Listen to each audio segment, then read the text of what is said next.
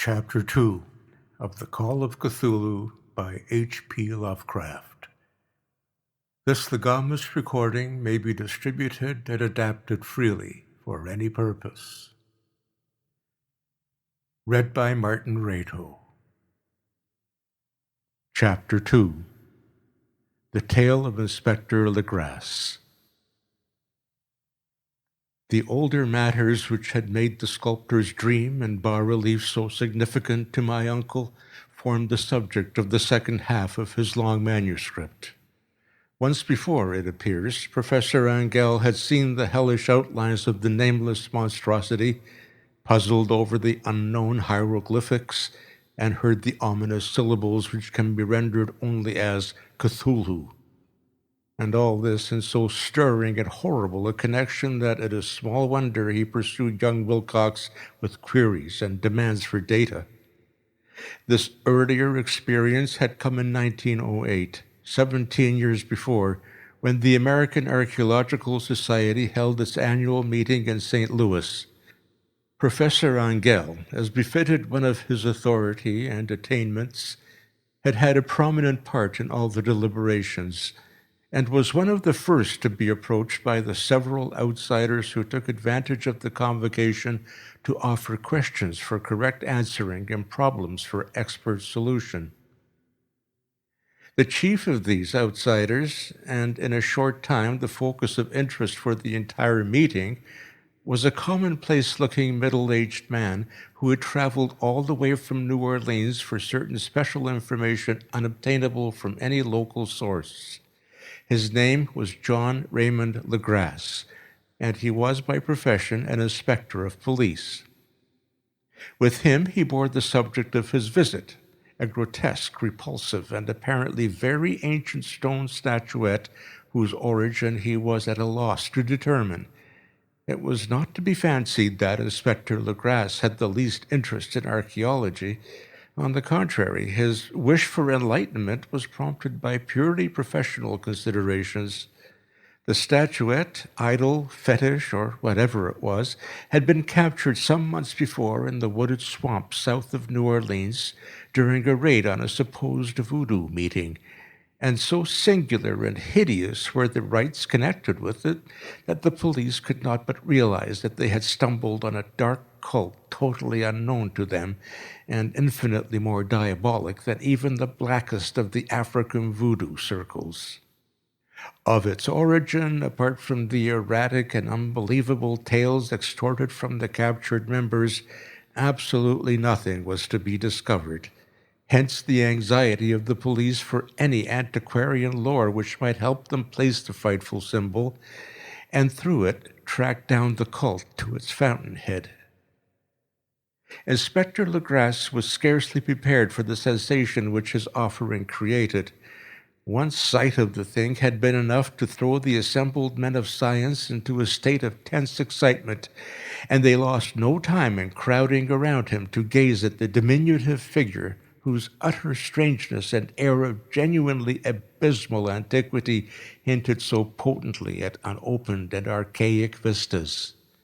No recognized school of sculpture had animated this terrible object, yet centuries and even thousands of years seemed recorded in its dim and greenish surface of unplaceable stone. The figure, which was finally passed slowly from man to man for close and careful study, was between 7 and 8 inches in height and of exquisitely artistic workmanship. It represented a monster of vaguely anthropoid outline, but with an octopus-like head, whose face was a mass of feelers, a scaly, rubbery-looking body, prodigious claws on hind and fore feet, and long, narrow wings behind.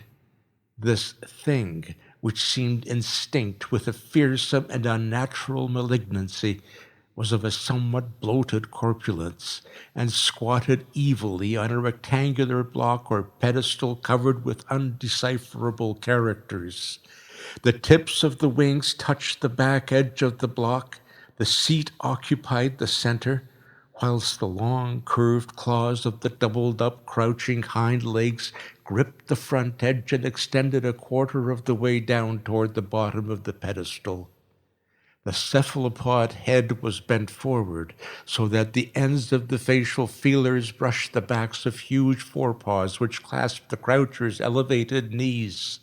The aspect of the whole was abnormally lifelike, and the more subtly fearful because its source was so totally unknown. Its vast, awesome, and incalculable age was unmistakable, yet not one link did it show with any known type of art belonging to civilization's youth, or indeed to any other time. Totally separate and apart, its very material was a mystery, for the soapy, greenish-black stone with its golden or iridescent flecks and striations resembled nothing familiar to geology or mineralogy. The characters along the base were equally baffling, and no member present, despite a representation of half the world's expert learning in this field, could form the least notion of even their remotest linguistic kinship. They, like the subject and material, belonged to something horribly remote and distinct from mankind as we know it, something frightfully suggestive of old and unhallowed cycles of life in which our world and our conceptions have no part. And yet, as the members severally shook their heads and confessed defeat at the inspector's problem, there was one man in that gathering who suspected a touch of bizarre familiarity in the monstrous shape and writing, and who presently told with some diffidence of the odd trifle he knew. This person was the late William Channing Webb, professor of anthropology in Princeton University and an explorer of no slight note. Professor Webb had been engaged 48 years before in a tour of Greenland and Iceland in search of some runic inscriptions which he failed to unearth, and whilst high up on the West Greenland coast had encountered a singular tribe or cult of degenerate Eskimos whose religion, a curious form of devil worship, chilled him with its deliberate bloodthirstiness and repulsiveness.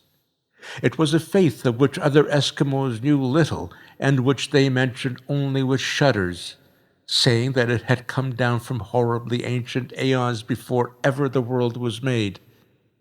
Besides nameless rites and human sacrifices, there were certain queer hereditary rituals addressed to a supreme elder devil or Tornasuk. And of this, Professor Webb had taken a careful phonetic copy from an aged Angakok, or wizard priest, expressing the sounds in Roman letters as best he knew how. But just now of prime significance was the fetish which this cult had cherished, and around which they had danced when the aurora leaped high over the ice cliffs. It was, the professor stated, a very crude bas-relief of stone, comprising a hideous picture and some cryptic writing.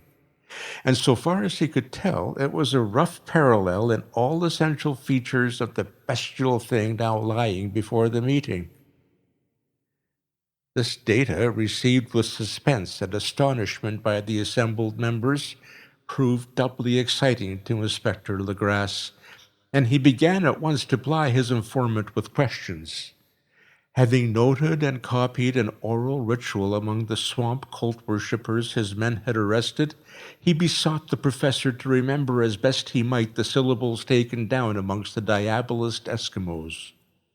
There then followed an exhaustive comparison of details, and a moment of really awed silence when both detective and scientist agreed on the virtual identity of the phrase common to two hellish rituals so many worlds of distance apart. What, in substance, both the Eskimo wizards and the Louisiana swamp priests had chanted to their kindred idols was something very like this, the word divisions being guessed at from traditional breaks in the phrase as chanted aloud. Glui Mcnaf Cthulhu Relia Vaknagel Vitagen. Legrasse had one point in advance of Professor Webb, for several among his mongrel prisoners had repeated to him what older celebrants had told them the words meant. This text, as given, ran something like this. In his house at Relia, dead Cthulhu waits dreaming. And now, in response to a general and urgent demand, Inspector Legrasse related as fully as possible his experience with the swamp worshippers, telling a story to which I could see my uncle attach profound significance. It savored of the wildest dreams of mythmaker and theosophist, and disclosed an astonishing degree of cosmic imagination among such half-castes and pariahs as might be least expected to possess it. On November 1st, 1907, there had come to the New Orleans police a frantic summons from the swamp and lagoon country to the south. The squatters there, mostly primitive but good-natured descendants of Lafitte's men, were in the grip of stark terror from an unknown thing which had stolen upon them in the night. It was voodoo, apparently, but voodoo of a more terrible sort than they had ever known, and some of their women and children had disappeared since the malevolent tom-tom had begun its incessant beating far within the black haunted woods where no dweller ventured. There were insane shouts and harrowing screams, soul-chilling chants and dancing devil flames. And the frightened messenger added, the people could stand it no more. So a body of 20 police, filling 2 carriages and an automobile, had set out in the late afternoon with the shivering squatter as a guide. At the end of the passable road they alighted, and for miles splashed on in silence through the terrible cypress woods where day never came. Ugly roots and malignant hanging nooses of Spanish moss beset them, and now and then a pile of dank stones or fragment of a rotting wall, intensified by its hint of morbid habitation, a depression which every malformed tree and every fungus islet combined to create. At length the squatter settlement, a miserable huddle of huts, hove in sight, and hysterical dwellers ran out to cluster around the group of bobbing lanterns. The muffled beat of tom-toms was now faintly audible far, far ahead, and a curdling shriek came at infrequent intervals when the wind shifted. A reddish glare, too, seemed to filter through pale undergrowth beyond the endless avenues of forest night. Reluctant even to be left alone again, each one of the Count's squatters refused point-blank to advance another inch toward the scene of unholy worship. So Inspector Legrasse and his 19 colleagues plunged on unguided into black arcades of horror that none of them had ever trod before. The region now entered by the police was one of traditionally evil repute, substantially unknown and untraversed by white men. There were legends of a hidden lake unglimpsed by mortal sight, in which dwelt a huge, formless white polypus thing with luminous eyes, and squatters whispered that bat-winged devils flew up out of caverns in inner earth to worship it at midnight. They said it had been there before d'Iberville, before La Salle, before the Indians, and before even the wholesome beasts and birds of the woods. It was nightmare itself, and to see it was to die. But it made men dream, and so they knew enough to keep away. The present voodoo orgy was, indeed, on the merest fringe of this abhorred area, but that location was bad enough. Hence, perhaps, the very place of the worship had terrified the squatters more than the shocking sounds and incidents. Only poetry or madness could do justice to the noises heard by Legrasse's men as they plowed on through the black morass toward the red glare and muffled tom-toms. There are vocal qualities peculiar to men and vocal qualities peculiar to beasts, and it is terrible to hear the one when the source should yield the other. Animal fury and orgiastic license here whipped themselves to demoniac heights by howls and squawking ecstasies that tore and reverberated through those nighted woods like pestilential tempests from the gulfs of hell. Now and then the less organized ululation would cease, and from what seemed a well-drilled chorus of hoarse voices would rise and sing-song chant that hideous phrase or ritual.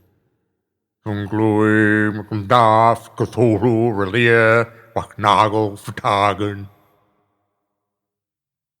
Then the men, having reached a spot where the trees were thinner, came suddenly in sight of the spectacle itself. 4 of them reeled, 1 fainted, and 2 were shaken into a frantic cry which the mad cacophony of the orgy fortunately deadened. Legrasse dashed swamp water on the face of the fainting man, and all stood trembling and nearly hypnotized with horror. In a natural glade of the swamp stood a grassy island of perhaps an acre's extent, clear of trees and tolerably dry. On this now leaped and twisted a more indescribable horde of human abnormality than any but a Sime or an Angarola could paint. Void of clothing, this hybrid spawn were braying, bellowing, and writhing about a monstrous ring-shaped bonfire, in the center of which, revealed by occasional rifts in the curtain of flame, stood a great granite monolith some 8 feet in height, on top of which, incongruous in its diminutiveness, rested the noxious carven statuette. From a wide circle of 10 scaffolds set up at regular intervals, with the flame-girt monolith as a center, hung, head downward, the oddly marred bodies of the helpless squatters who had disappeared.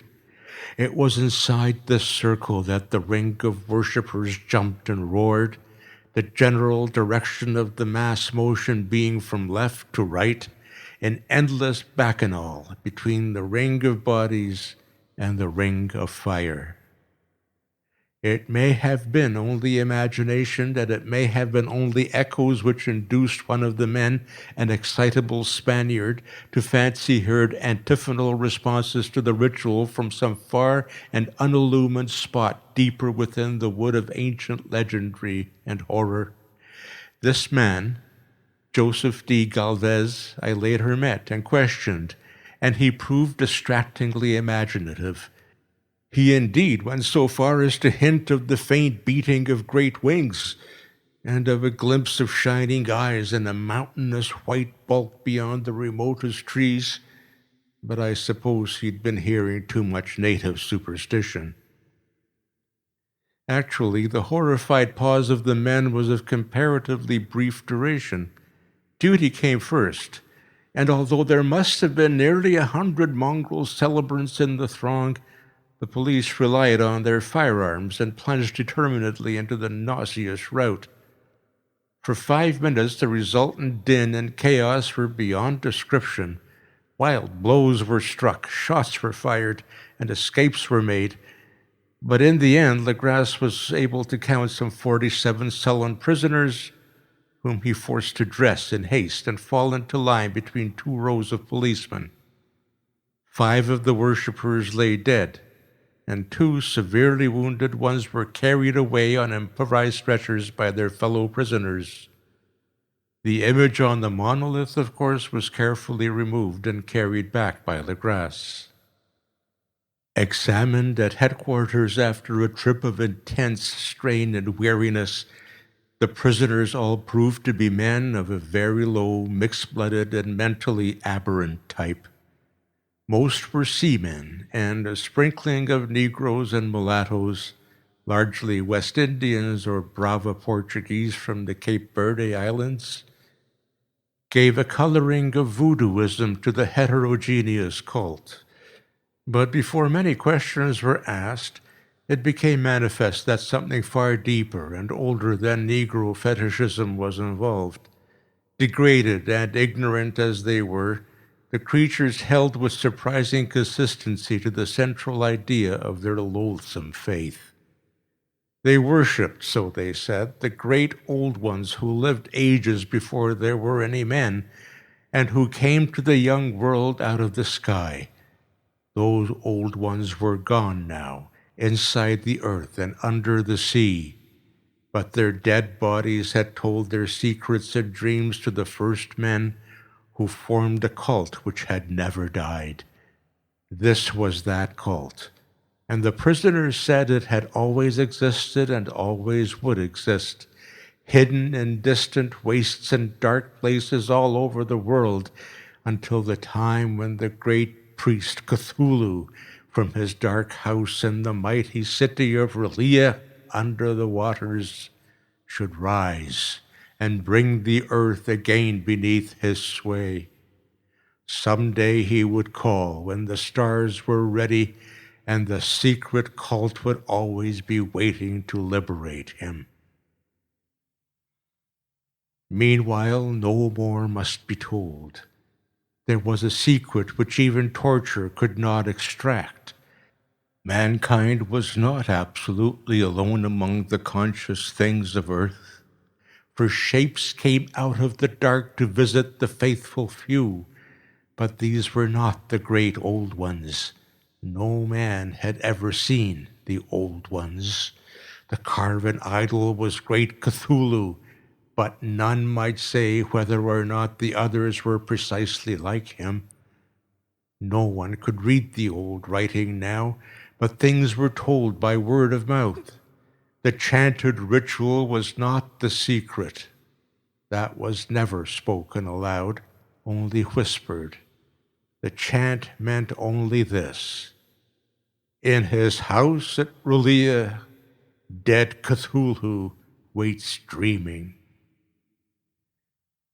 Only 2 of the prisoners were found sane enough to be hanged, and the rest were committed to various institutions. All denied a part in the ritual murders and averred that the killing had been done by black-winged ones which had come to them from their immemorial meeting place in the haunted wood.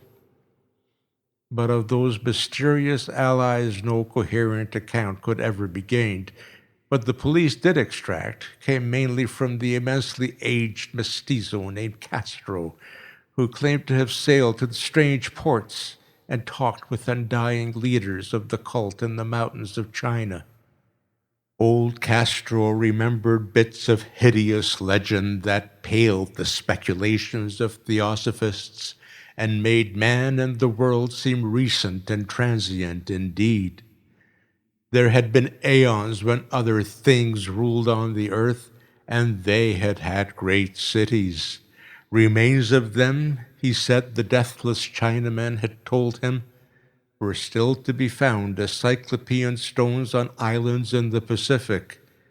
They all died vast epochs of time before men came, but there were arts which could revive them when the stars had come around again to the right positions in the cycle of eternity. They had indeed come themselves from the stars and brought their images with them. These great old ones, Castro continued, were not composed altogether of flesh and blood. They had shape, for did not the star-fashioned image prove it? But that shape was not made of matter. When the stars were right, they could plunge from world to world through the sky. But when the stars were wrong, they could not live. But although they no longer lived, they would never really die. They all lay in stone houses in their great city of R'lyeh, preserved by the spells of mighty Cthulhu, for a glorious resurrection when the stars and the earth might once more be ready for them. But at that time some force from outside must serve to liberate their bodies. The spells that preserved them intact likewise prevented them from making an initial move, and they could only lie awake in the dark and think whilst uncounted millions of years rolled by. They knew all that was occurring in the universe, for their mode of speech was transmitted thought. Even now they talked in their tombs. When, after infinities of chaos, the first men came, the great old ones spoke to the sensitive among them by molding their dreams, for only thus could their language reach the fleshly minds of mammals. Then, whispered Castro, those first men formed the cult around tall idols which the great ones showed them. Idols brought in dim eras from dark stars.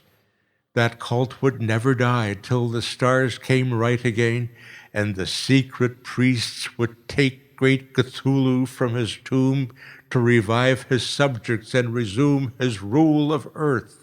The time would be easy to know, for then mankind would have become as the great old ones, free and wild and beyond good and evil, with laws and morals thrown aside, and all men shouting and killing and reveling in joy. Then the liberated old ones would teach them new ways to shout and kill and revel and enjoy themselves, and all the earth would flame with a holocaust of ecstasy and freedom. Meanwhile, the cult, by appropriate rites, must keep alive the memory of those ancient ways and shadow forth the prophecy of their return. In the elder times, chosen men had talked with the entombed old ones in dreams, but then something happened.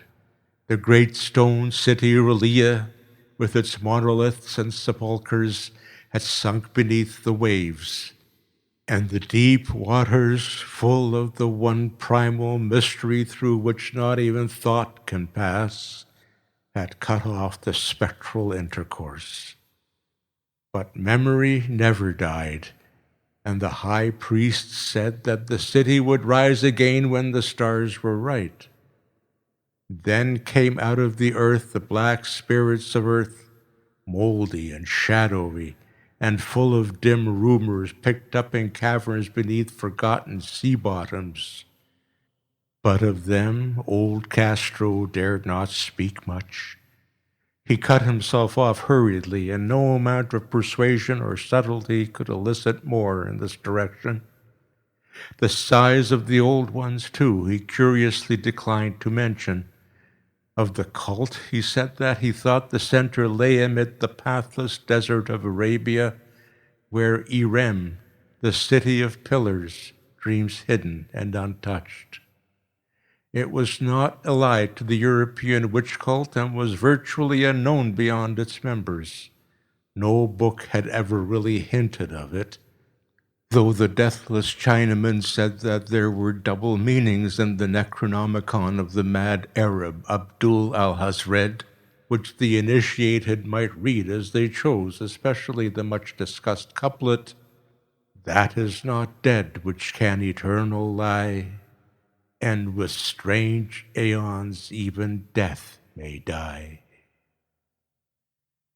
Legrasse, deeply impressed and not a little bewildered, had inquired in vain concerning the historic affiliations of the cult. Castro apparently had told the truth when he said that it was wholly secret. The authorities at Tulane University could shed no light upon either cult or image, and now the detective had come to the highest authorities in the country and met with no more than the Greenland tale of Professor Webb.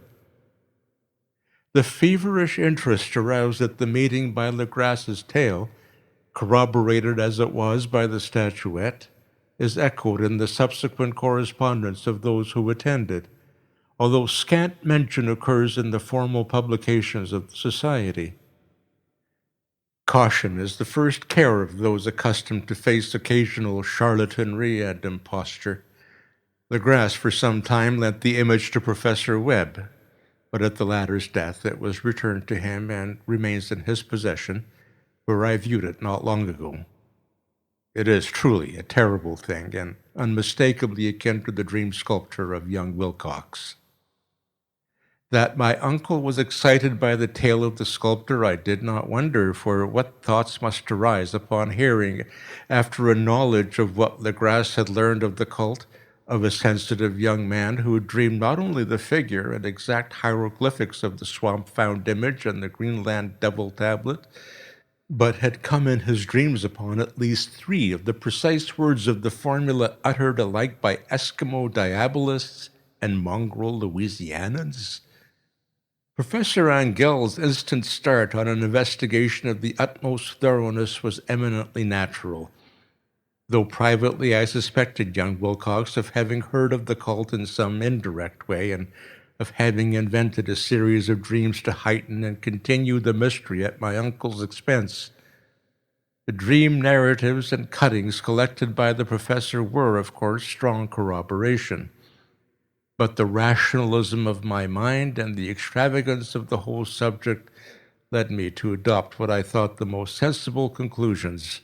So, after thoroughly studying the manuscript again and correlating the theosophical and anthropological notes with the cult narrative of Legrasse, I made a trip to Providence to see the sculptor and give him the rebuke I thought proper for so boldly imposing upon a learned and aged man. Wilcox still lived alone in the Fleur-de-Lis building in Thomas Street, a hideous Victorian imitation of 17th century Breton architecture which flaunts its stuccoed front amidst the lovely colonial houses on the ancient hill and under the very shadow of the finest Georgian steeple in America. I found him at work in his rooms, and at once conceded from the specimens scattered about that his genius is indeed profound and authentic. He will, I believe, sometime be heard from as one of the great decadents, for he is crystallized in clay and will one day mirror in marble those nightmares and fantasies which Arthur Machen evokes in prose and Clark Ashton Smith makes visible in verse and in painting. Dark, frail, and somewhat unkempt in aspect, he turned languidly at my knock and asked me my business without rising. When I told him who I was, he displayed some interest, for my uncle had excited his curiosity in probing his strange dreams, yet had never explained the reason for the study. I did not enlarge his knowledge in this regard, but sought with some subtlety to draw him out. In a short time I became convinced of his absolute sincerity, for he spoke of the dreams in a manner none could mistake. They and their subconscious residuum had influenced his art profoundly, and he showed me a morbid statue whose contours almost made me shake with the potency of its black suggestion. He could not recall having seen the original of this thing except in his own dream bas-relief, but the outlines had formed themselves insensibly under his hands. It was, no doubt, the giant shape he'd raved of in delirium. That he really knew nothing of the hidden cult, save from what my uncle's relentless catechism had let fall, he soon made clear. And again I strove to think of some way in which he could possibly have received the weird impressions. He talked of his dreams in a strangely poetic fashion, making me see with terrible vividness the damp cyclopean city of slimy green stone, whose geometry, he oddly said, was all wrong, and hear with frightened expectancy the ceaseless half-mental calling from underground, Cthulhu Fatagan, Cthulhu Fatagan. These words had formed part of that dread ritual which told of Det Cthulhu's dream vigil in his stone vault at R'lyeh, and I felt deeply moved despite my rational beliefs. Wilcox, I was sure, had heard of the cult in some casual way and had soon forgotten it amidst the mass of his equally weird reading and imagining. Later, by virtue of its sheer impressiveness, it had found subconscious expression in dreams, in the bas-relief, and in the terrible statue I now beheld, so that his imposture upon my uncle had been a very innocent one.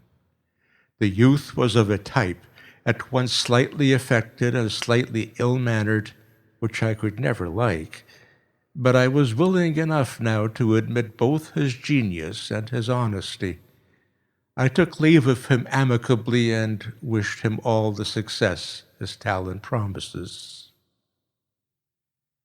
The matter of the cult still remained to fascinate me, and at times I had visions of personal fame from researches into its origin and connections. I visited New Orleans, talked with Legrasse and others of that old-time raiding party, saw the frightful image, and even questioned much of the mongrel prisoners that still survived. Old Castro, unfortunately, had been dead for some years. What I now heard so graphically at first hand, though it was really no more than a detailed confirmation of what my uncle had written, excited me afresh, for I felt sure that I was on the track of a very real, very secret, and very ancient religion whose discovery would make me an anthropologist of note.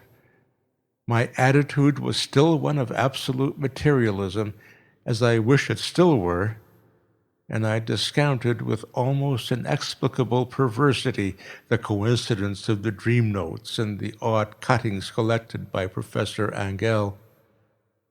One thing I began to suspect, and which now I fear I know, is that my uncle's death was far from natural.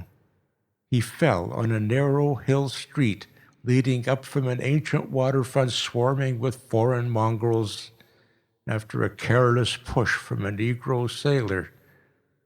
I did not forget the mixed blood and marine pursuits of the cult members in Louisiana, and would not be surprised to learn of secret methods and rites and beliefs.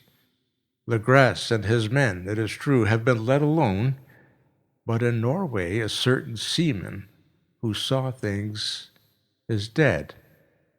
Might not the deeper inquiries of my uncle after encountering the sculptor's data have come to sinister ears?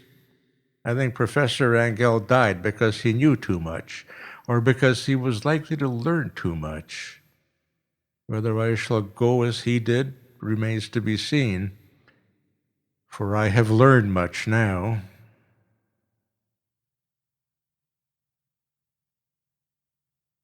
End of chapter 2.